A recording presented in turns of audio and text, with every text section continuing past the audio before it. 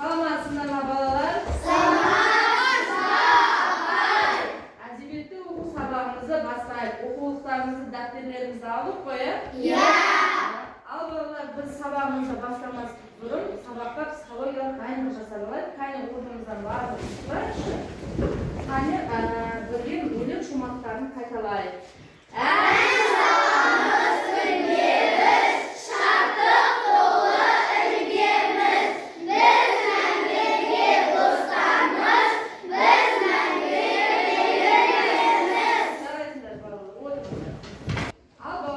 Енді біз өткен сабақты пысықтап алайық. Біз өткен сабақта қандай тақырыппен таныс болған едік? Назерке айта қойшы. Біз өткен сабақта табиғатты зерттейміз тақырыбымен таныс болдық. Сол кезде сіз бізге сол тақырыптан құмдағы құпия атты тақырыбын берген болатынсыз. Ал балалар, біз өткен сабағымызды енді пысықтап алайық. Үй тапсырмасын пысықтау мақсатында шаңырақ әдісін пайдаланамыз. Қазір тақтаға өткен сабақ бойынша сұрақтар беріледі, соған кім жауап береді? Кәне, Назерке, Нұрай келе ғой, Нұрай. Ойын шарты бойынша сен текшені лақтырып, қай сұрақ түседі, соған жауап бересің. Жарай ма? Жасыл түсті. Жасылды аша қой. Оң астына қандай сұрақтар бар екен? Анасы қалай жауап берді? Анасы ботаник пен геологтың екеуі де жақсы. Жалпы Темір анасына қандай сұрақ қойған еді? Анашым, геолог жақсы ма, жоқ әлде ботаник жақсы ма деп сұрақ қойған еді. Ал анасы былай жауап берді. Екеуі де жақсы бала. Геолог жер астына қазба байлықтарды зерттейді, ал ботаник жер бетіндегі өсімдіктерді зерттейді деп жауап берді. Дұрыс жауап берді ме балалар? Иә. Жарайсың, отыра ғой. Келесі Айнұр шығады. Айнұр келе ғой.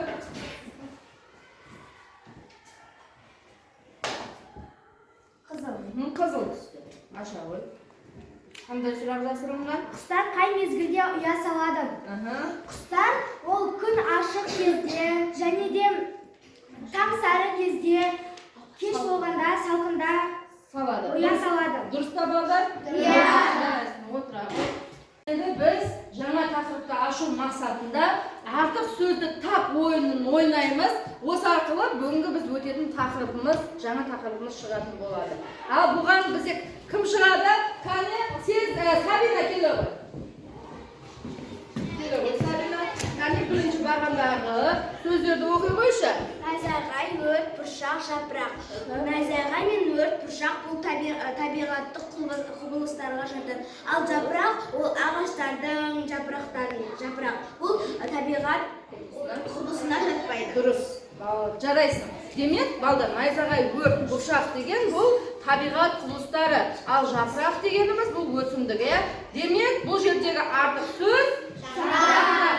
Келесі бағанға келе ғой. Мери келе ғой. Мери. Оқи ғой. Қоңыржай тропиктік полиярлық тамыр. Бұл жерде артық сөз тамыр. Өйткені тамыр ол ағаштың астында болады. Ол ағашқа нәр беріп отырады. Ал қоңыржай тропиктік полиярлық ол экваторлардың белгілері. Климаттық белдеулер. Демек, бұл жердегі артық сөзіміз тамыр. Ал бірінші бағандағы артық сөз жапырақ.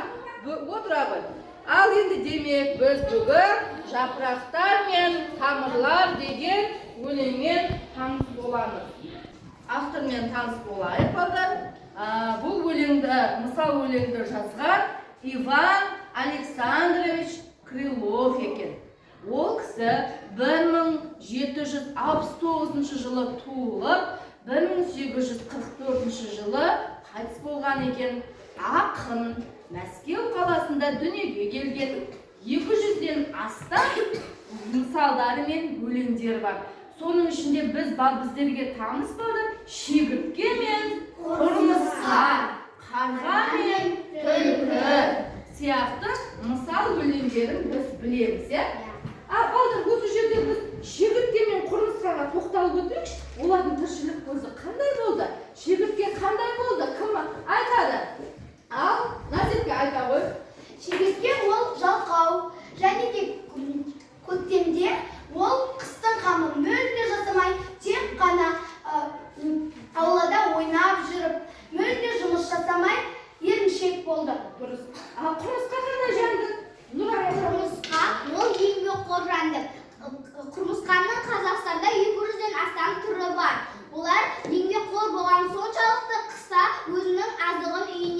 дейді. Қыстың қамын ол Ойлайды. жазда ойлайды екен, балдар, Ал енді балдар, біз бүгінгі тақырыбымыз жапырақтар мен тамырлар деген өлеңін назар салып тыңдайық. Қане, қолды қойып тыңдайықшы. Жаздың жақсы күніндегі жапырақтар сылдыр-сылдыр көлеңкесін жайып желге, көркін көріп, көңіл өсіп, дала көркі бізде десіп, мақтарды кеп ерке желге. Сонда біреу күмбір етті. Балдар, бұл күмбірлеген ненің даусы деп ойлайсыңдар? Тамырдың. Және ненің даусы болып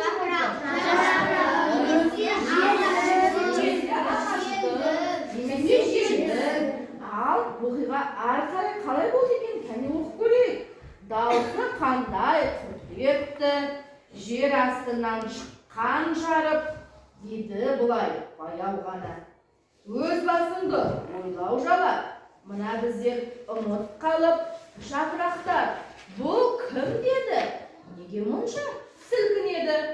Кім едің сен сонша мықты? Біз тұрғанда сен ергімсің? Кімді алдап сендірмексің? Ұят олай ойлау тіпті. Біз ғой деді әлгі дауыс. Сендерге де берген таныс. Қараңғыда жерді қазып, жақсылықты білмейсіңдер, білмей тұрып сөйлейсіңдер. Біз береміз ағаш қазып, рас еңбек жасайсыңдар. Бірақ бізде еске алыңдар, жаңа көктем жас жапырақ қурап қалса, жерде тамыр соқса дағы қанша дабыл, ағаш қалар бос қалтырап. Ал балдар, өлеңде қандай кейіпкерлер бар екен? Айта қойшы, өлеңде қандай кейіпкерлер бар? Өлеңде жапырақтар және тамырлар. Тамырлар, жапырақтар мен тамырлар. Және не бар өлеңде кейіпкер? Ал не бар Әлинұр?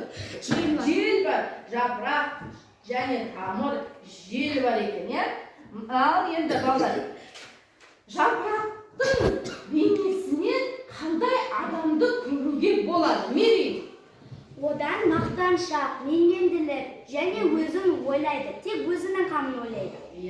Ал тамыр қандай? Тамыр қандай?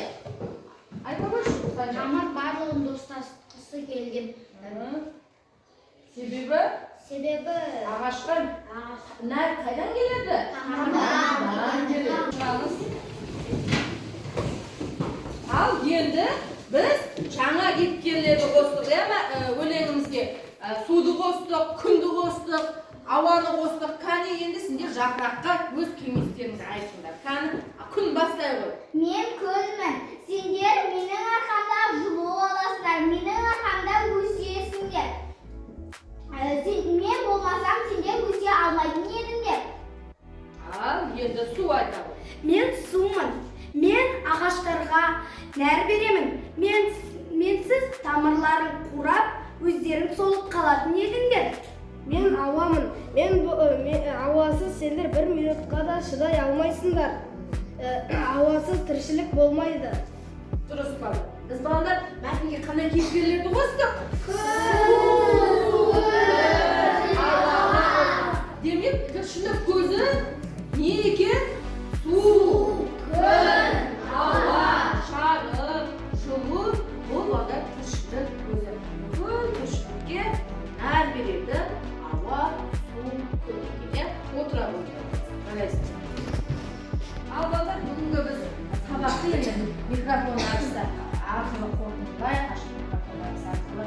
Енді бүгінгі сабақта біз не ұқтық? Ал сән айта қойшы. Біз бүгінгі сабақта өзімшіл болмауды және де басқаларды ойлауды және де біз тіршілік көзін ұқтық. Тіршілік көздері су, ауа, күн, жылу мен жарық.